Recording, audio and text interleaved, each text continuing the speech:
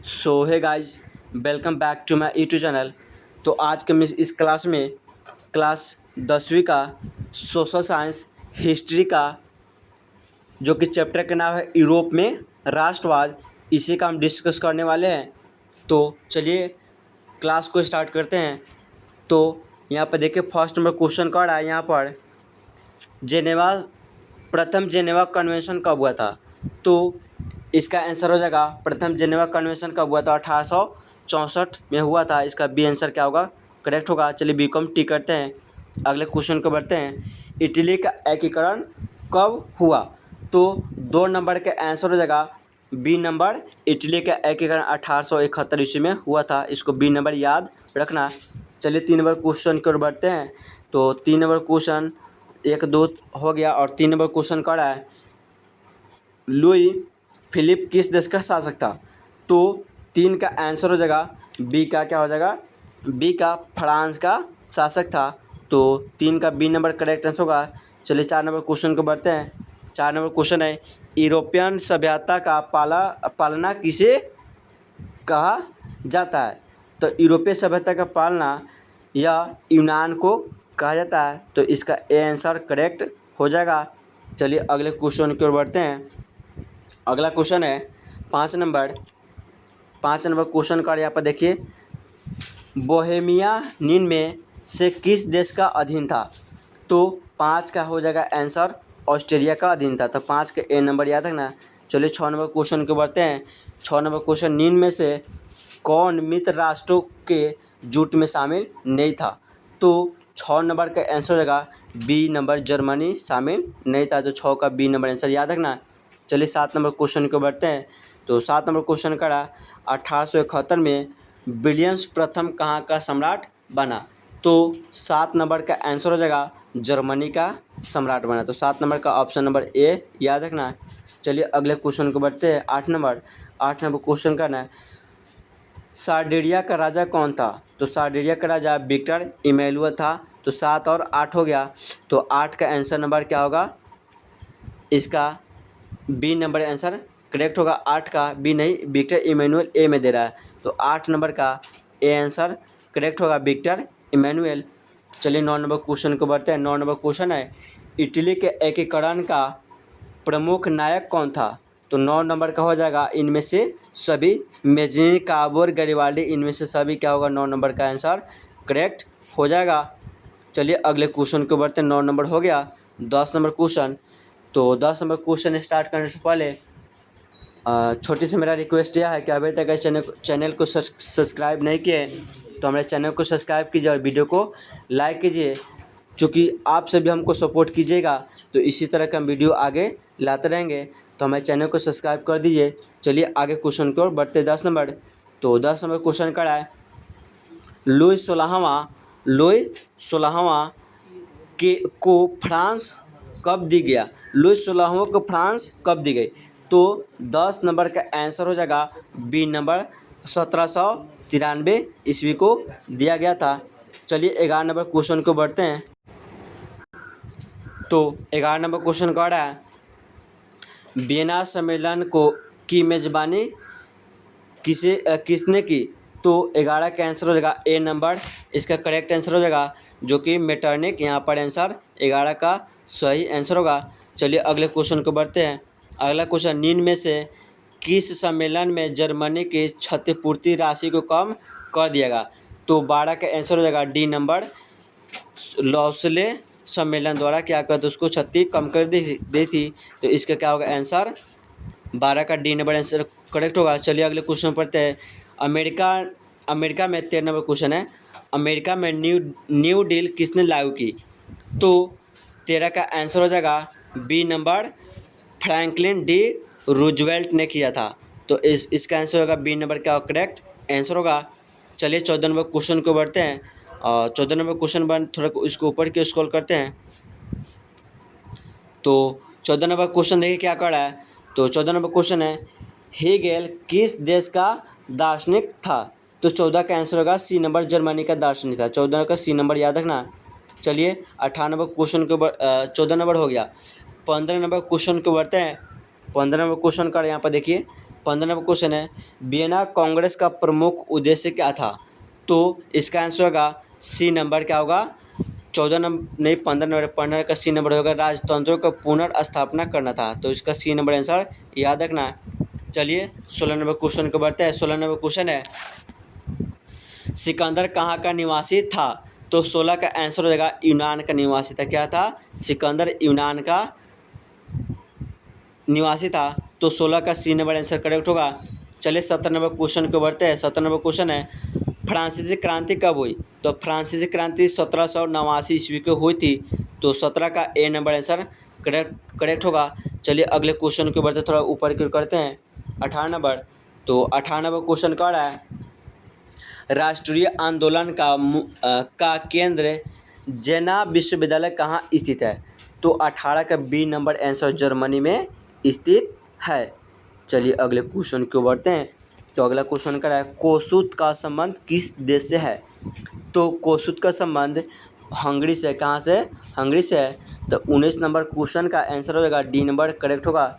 चलिए 20 number question को बढ़ते हैं। 20 नंबर क्वेश्चन कह रहा है इटली तथा जर्मनी वर्तमान में किस महादेश के अंतर्गत आते हैं? तो यूरोप के अंतर्गत आते हैं। तो 20 नंबर का आंसर सी नंबर का करेक्ट हो जाएगा।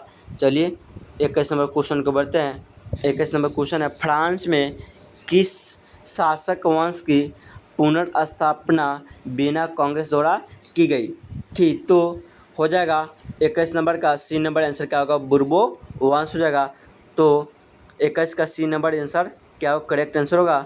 चलिए अगले क्वेश्चन को बढ़ते हैं। 22 नंबर क्वेश्चन है मेजनी का संबंध किस संगठन से था? तो मेजनी का संगठन कार्बोनरी से था जो कि ऑप्शन नंबर क्या होगा बी आंसर करेक्ट होगा 22 नंबर का। चलिए 23 नंबर क्वेश्चन को बढ़ते हैं। तो 23 नंबर क्वेश्चन कह रहा है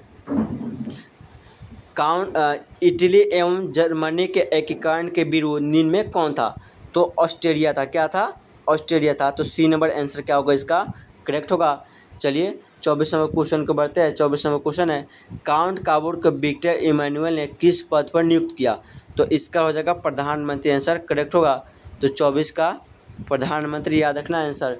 चलिए 25 नंबर क्वेश्चन को बढ़ते हैं। 25 नंबर क्वेश्चन है गरिबाल्डी पेशे से क्या था?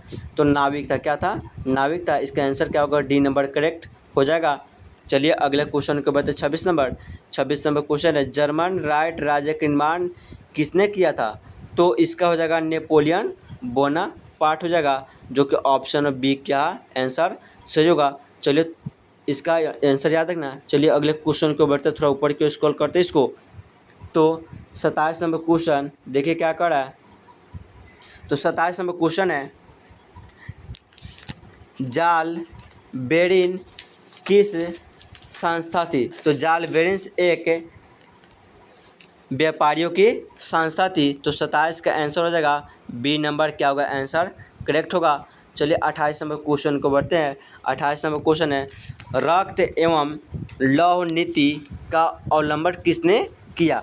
तो 28 का हो जाएगा आंसर बिस्मार्क। क्या हो जाएगा? बिस्मार्क होगा। तो 28 नंबर का बी नंबर आंसर नहीं सी नंबर आंसर याद रखना।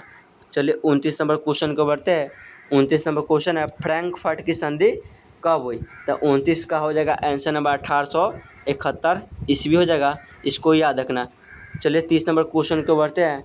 30 नंबर क्वेश्चन है यूरोप वासियों के लिए किस देश का साहित्य एवं ज्ञान विज्ञान प्रेत स्रोत रहा? तो 30 नंबर का हो जाएगा बी नंबर करेक्ट आंसर होगा यूनान का हो जाएगा। 30 का बी नंबर आंसर करेक्ट है। चलिए इसको आगे की ओर बढ़ते क्वेश्चन कोड। तो 31 नंबर क्वेश्चन कर रहा है नेफल्स की क्रांति कब हुई थी? तो 31 का हो जाएगा बी नंबर 1821 ईस्वी में हुआ था। तो 31 का बी नंबर आंसर करेक्ट होगा। चलिए 32 नंबर क्वेश्चन को बढ़ते हैं। तो 32 नंबर क्वेश्चन करा है चार्टिस्ट आंदोलन कहाँ हुआ? तो चार्टिस्ट आंदोलन 32 नंबर क्वेश्चन था चार्टिस्ट आंदोलन कहाँ हुआ था? तो 32 का आंसर होगा डी नंबर इंग्लैंड में हुआ था। कहाँ हुआ था? इंग्लैंड में। तो डी नंबर याद रखना 32 का। अब चलिए 33 नंबर क्वेश्चन की ओर बढ़ते हैं। 33 पर टिक करते हैं। 33 नंबर क्वेश्चन है यूनान को एक स्वतंत्र राष्ट्र घोषित किया गया। तो 33 नंबर का आंसर हो जाएगा 33 नंबर का क्वेश्चन हो जाएगा। 33 नंबर क्वेश्चन का आंसर है 1832 नंबर क्या, 1832 ईस्वी। तो इसको याद रखना 1832। चलिए 34 नंबर क्वेश्चन को बढ़ते हैं। 34 नंबर क्वेश्चन है ऐतिहासिक द्वंद्ववाद की व्याख्या किसने की।